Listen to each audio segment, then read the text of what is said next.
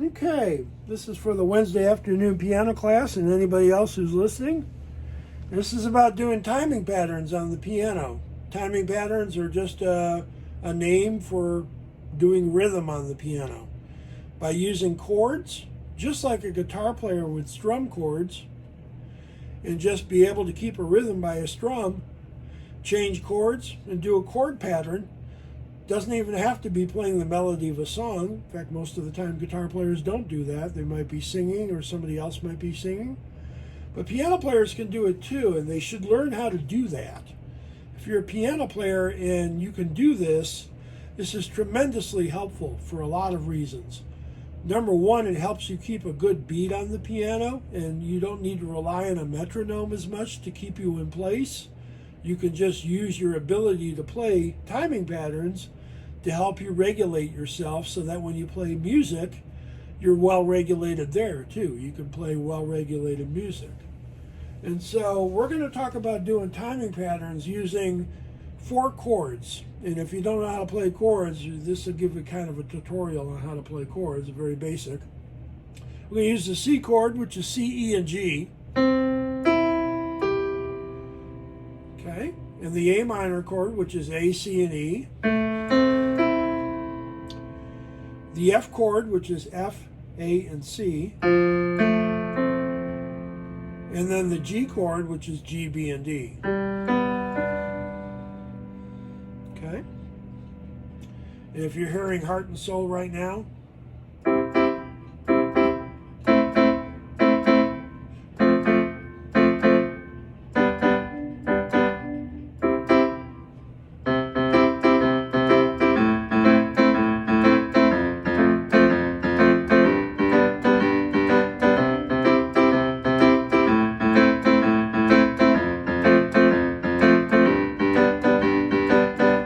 now, there's 2 things about that. That's obviously Heart and Soul.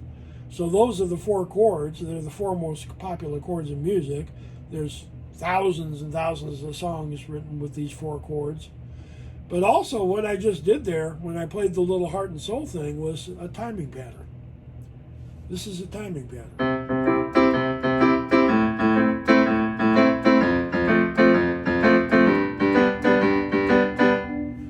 I'm just playing the chords. I'm keeping a beat.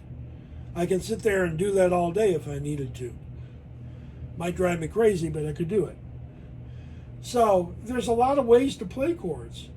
We could also arpeggiate our chords or roll our chords by playing the individual notes. Now when you think about it, these are what we call triads. There's 3 notes in these chords.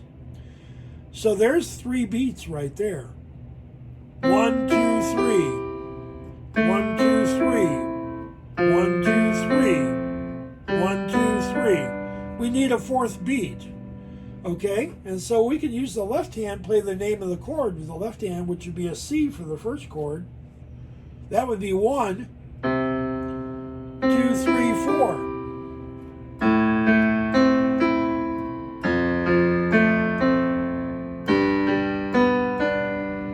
There's 4 beats right there, so now we can make a timing pattern out of that.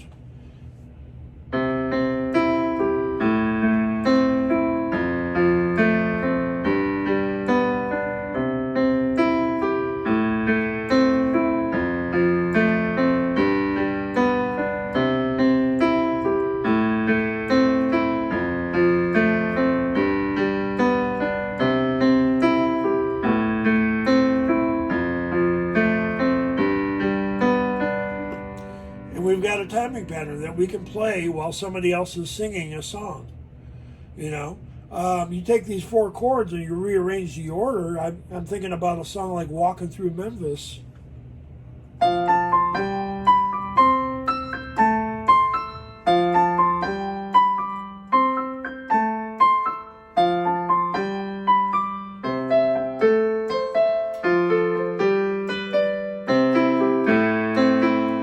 I'm playing with the rhythm a little bit. I'm not doing a straight 4 beat there. I'm doing a little bit of syncopation, a little bit of accent off the beat. But again, you can hear Walking Through Memphis if you know that song. You could sing right along to that if you had a good voice. I don't, so I'm not going to put you through that. But that's the timing pattern. again, I can keep that rhythm going all day.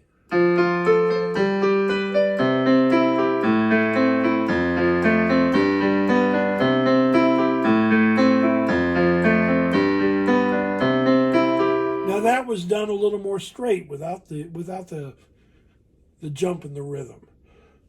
So doing timing patterns is tremendously effective, and it's a good way to learn how to keep a beat. But once you know how to do it, it's a good way to accompany on the piano too, because you can use all sorts of little tricks. So if you listen to James Taylor play one of his songs, he's playing on guitar, not piano, but he's not just playing chords on the guitar. He's playing chords, and he's playing all sorts of little patterns and connecting notes, you know. And that makes the timing pattern that he's playing very intricate. It makes it sound really cool. And there's lots of that. If you watch a lot of guitar videos on YouTube, you can hear a lot of that being done. And what we use when we do that sort of thing, no matter what instrument we're using, on the piano we're going to use what we call a connector note. And it's just a note of the scale in between the chord notes. We're going to use the D on the C chord. Okay? And so now we can sit there and we can play the 1 and the 5, the C and the G of the C chord. And now we can play the 2 and the 3. Okay, remember we're going for 4 beats. Did you hear it?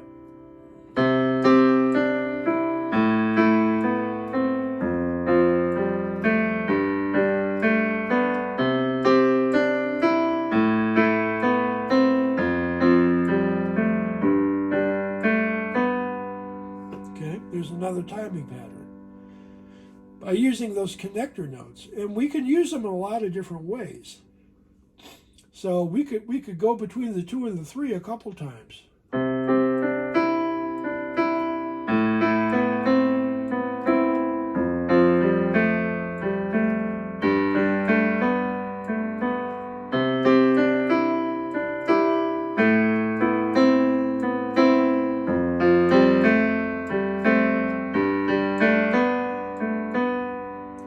There's a different timing pattern. You notice I changed the rhythm up a little bit there, but it still equals 4 beats. It's still, you could sit there and count to it.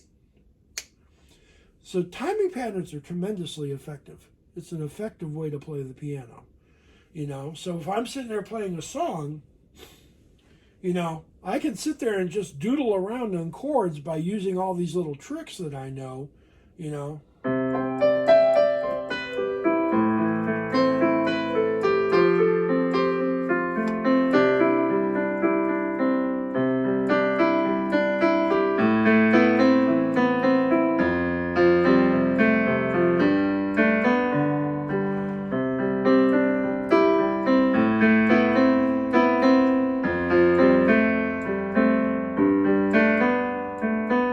And I almost can't play a straight timing pattern if my life depended on it, because I'm so used to doodling around.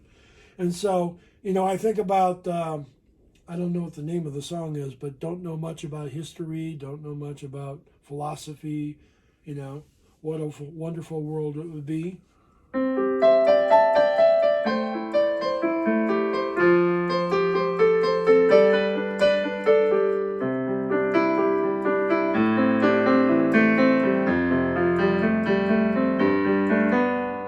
Again, those are still those same 4 basic chords: C, A minor, F, and G. And again, if you don't know how to play a more intricate timing pattern, play a simple one.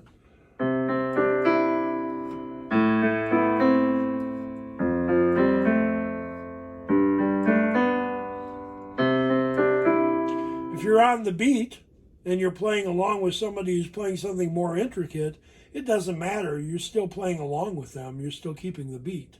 That's the whole idea of a timing pattern, is to allow you to keep a beat and play the chords. You know, so there's nothing, you know.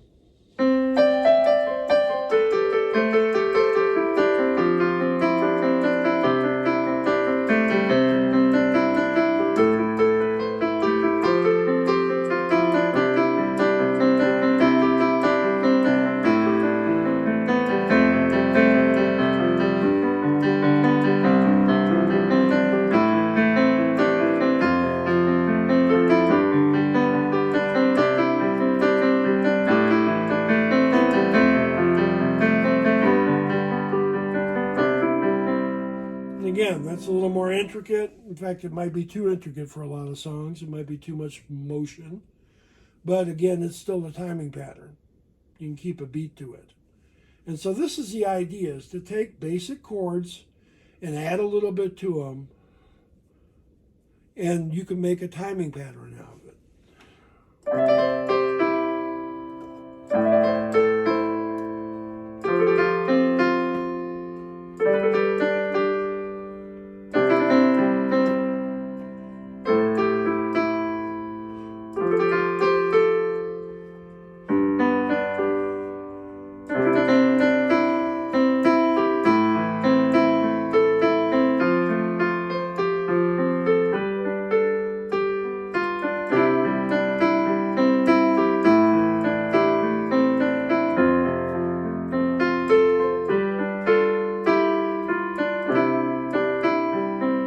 Some of that stuff is a little more intricate than what I've